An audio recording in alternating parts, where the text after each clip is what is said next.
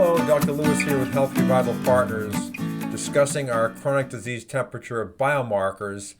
Today's topic is number 5, uric acid. So let's look at uric acid.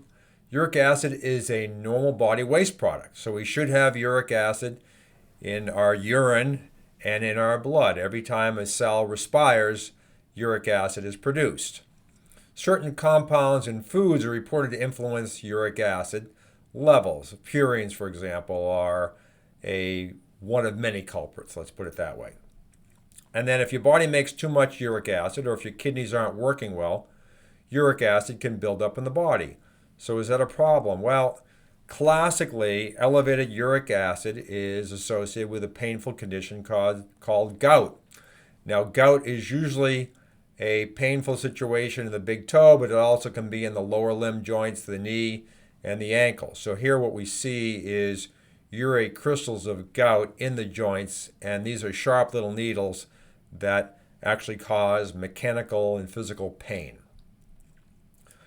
Here's another thing in modern society. Certain sugars, fructose in particular, high fructose corn syrup, processed foods, sweetened beverages, increase the production of uric acid and stimulate fat accumulation, independent of calorie intake. So these foods, like fructose, go directly to the liver, and if our energy demands are met, these are very, very high energy foods, will go to fat storage. So we have this guy here packing the fat away. This means that even if you're not taking in excess calories, you may still gain weight if you're consuming the wrong type of calories, particularly the processed fast food that contain anything that contains corn syrup. Almost every salad dressing has soybean oil or corn syrup, which will contribute to this problem. So uric acid elevates with inflammation. So if we see C-reactive protein up or white blood cell counts, which are inflammatory markers, uric acid levels are often up as well, corroborating the inflammation. But also hypoxia. If you go to the top of a high peak in Colorado and the oxygen levels are low, uric acid will go up. That's actually a good thing. It's protective in that case. So uric acid is not just about gout. Uric acid is also linked to diabetes.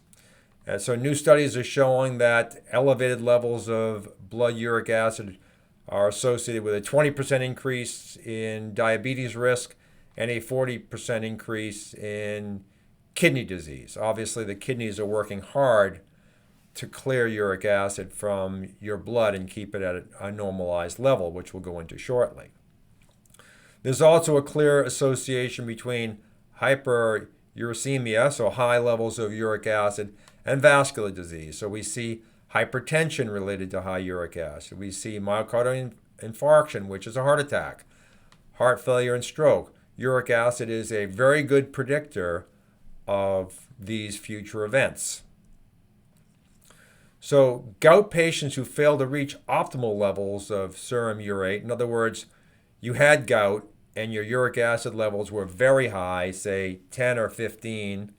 Now, if you don't get down to a good target of 6, you still have an increased risk in mortality, according to studies.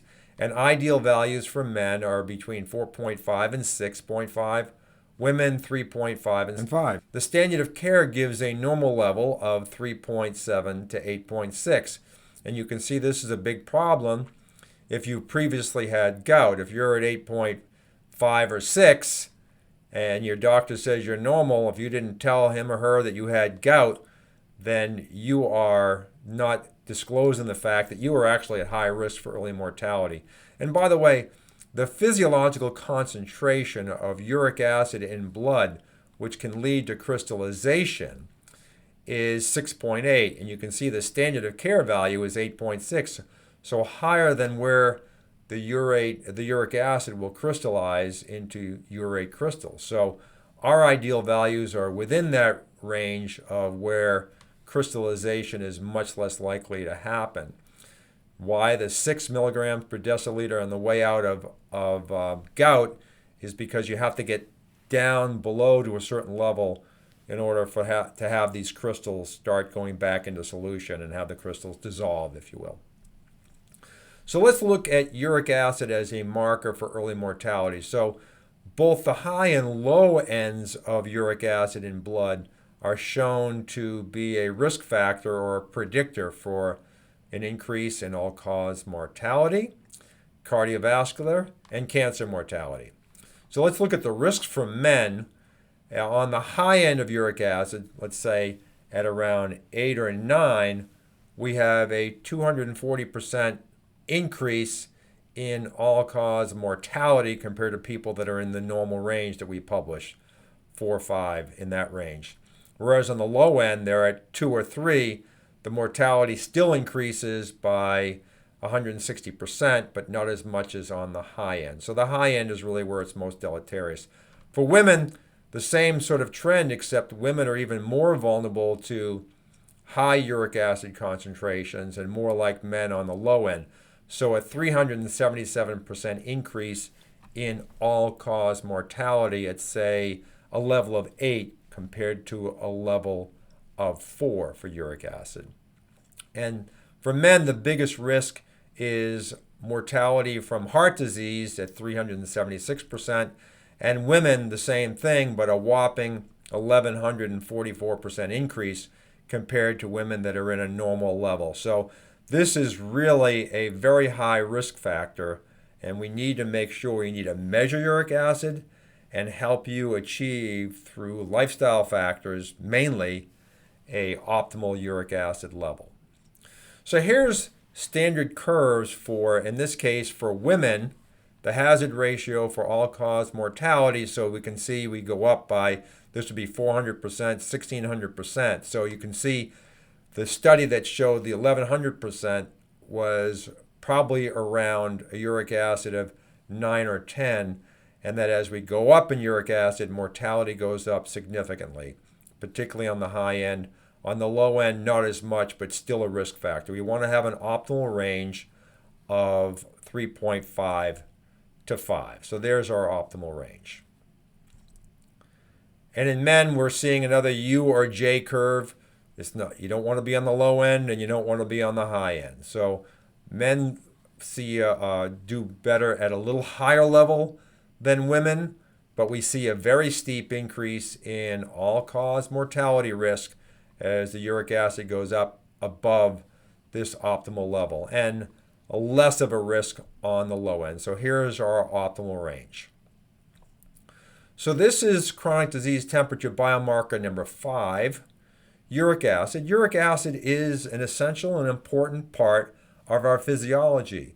But when we do things like high fructose corn syrup that knock it out of whack, or if we have kidney issues, then our uric acid can be a very strong prognosticator, indicator that something is brewing, something from a chronic perspective, beyond gout.